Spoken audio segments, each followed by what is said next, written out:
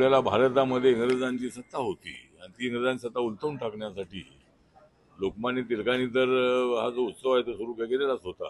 सर्व जातीच्या सर्व धर्माच्या माणसांनी एकत्रित येऊ, हे आझादीचं आंदोलन आहे, स्वातंत्र्याचे आंदोलन आहे, ते मजबूत व्हावं अशा उद्देशाने हा गणेशोत्सव सुरू करण्यात आलेला आहे.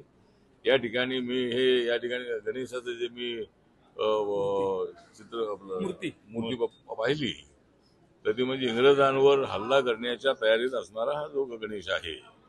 अशाच पद्धतीची भूमिका प्रत्येक माणसाने घ्यावी असा जे उद्देश याच्या पाठीमागे होता. आणि आमचे बालन जे आहे ते बालन आता या मंडळाचे अध्यक्ष आहेत.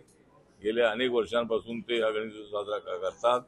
त्या गणेशोत्सवाच्या निमित्ताने मी सर्व महाराष्ट्रातल्या आणि देशातल्या लोकांना हार्दिक शुभेच्छा देतो.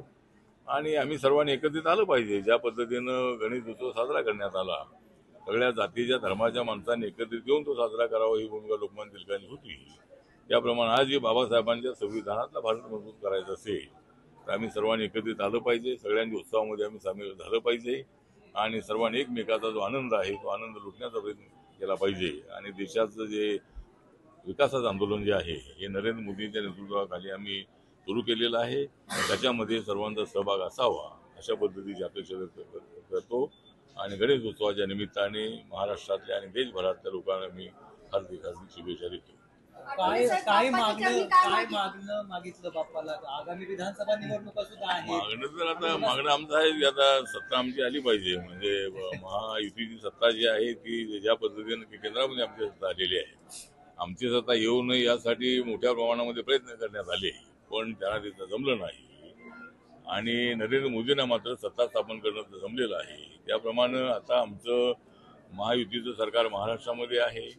जरी लोकसभेमध्ये आमच्या काही जागा कमी आल्या असल्या तरी सुद्धा विधानसभेमध्ये हा संविधानाचा आरक्षणाचा मुद्दा तर चालणार नाही, खोटं बोलण्याचा मुद्दा तर चालणार नाही, विकासाच्या मुद्द्यावर इलेक्शन होणार आहे.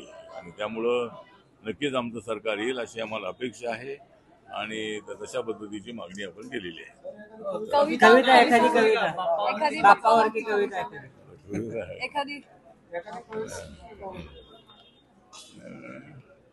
कविता काय म्हणजे